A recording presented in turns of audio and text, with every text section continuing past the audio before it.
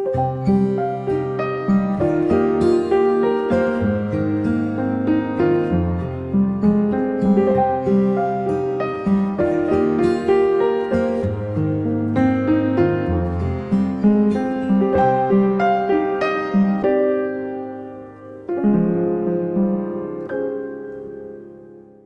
the forest primeval, the murmuring pines and the hemlocks bearded with moss and in garments green, indistinct in the twilight, stand like druids of eld with voices sad and prophetic.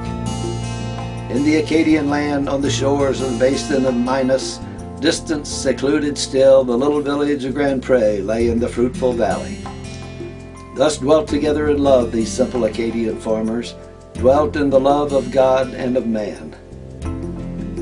Somewhat apart from the village and near the basin of Minas, Benedict Bellefontaine, the wealthiest farmer of Grand Pre, dwelt on his goodly acres, and with him directing his household, gentle Evangeline lived, his child and the pride of the village. Fair was she to behold, that maiden of 17 summers. Many a suitor came to her door by the darkness befriended, but among all who came, young Gabriel only was welcome. Gabriel Lajeunesse, the son of Basil the blacksmith.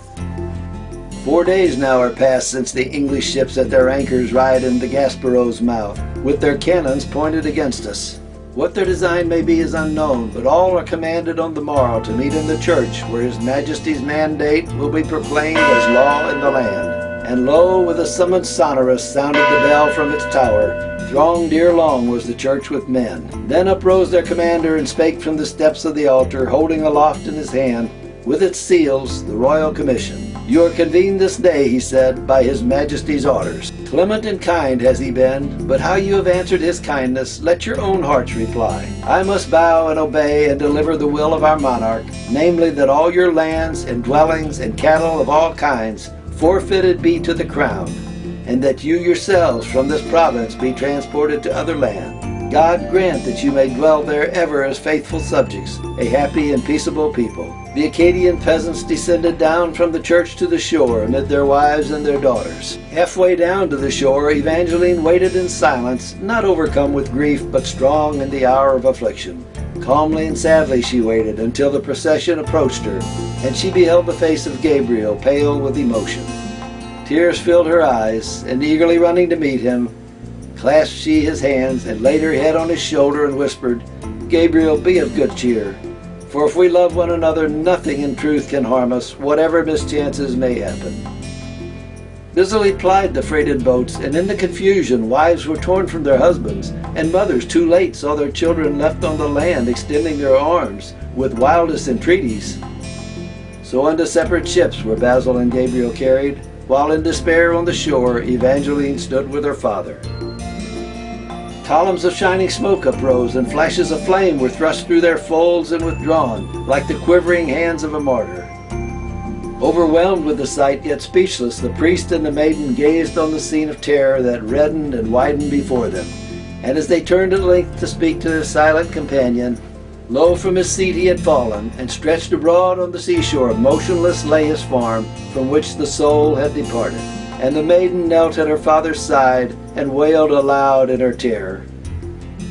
Friendless, homeless, hopeless, they wandered from city to city, from the cold lakes of the north to sultry southern savannas, from the bleak shores of the sea to the lands where the Father of Waters seizes the hills in his hands and drags them down to the ocean. She would commence again her endless search and endeavor, sometimes in churchyards strayed, and gazed on the crosses and tombstones, sat by some nameless grave, and thought that perhaps in his bosom he was already at rest, and she longed to slumber beside him.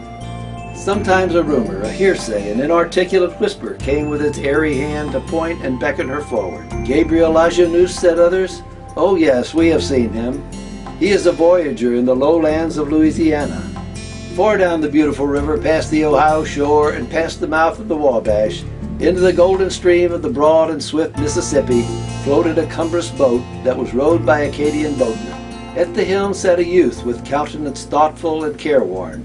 Gabriel it was. Swiftly they guided along close under the lee of the island, but by the opposite bank and behind a screen of palmettos, so that they saw not the boat where it lay concealed in the willows, As from a magic trance the sleepers awoke, and the maiden said with a sigh to the friendly priest, "O Father Felician, something says in my heart that near me Gabriel wanders." Many years she lived as a sister of mercy, frequenting lonely and wretched roofs in the cloudless lanes of the city. Noiselessly she moves about the assiduous, careful attendants, moistening the feverish lip and the aching brow, and in silence closing the sightless eye of the dead and concealing their faces, where on the pallets they lay like drifts of snow by the roadside. Suddenly, as if arrested by fear or a feeling of wonder, still she stood, with her colorless lips apart, while a shudder ran through her frame. On the pallet before her was stretched the form of an old man. Long and thin and gray were the locks that shaded his temples, but as he lay in the morning light, his face for a moment seemed to assume once more the forms of its earlier manhood. Heard he that cry of pain, and through the hush that succeeded, whispered a gentle voice, "Gabriel, O my beloved." Sweet was the light of his eyes, but it suddenly sank into darkness, as when a lamp is blown out by a gust of wind at a casement. Still stands the forest primeval, but far away from its shadow, side by side in their nameless graves, the lovers are sleeping. Under the humble walls of the little Catholic churchyard, in the heart of the city, they lie unknown and unnoticed.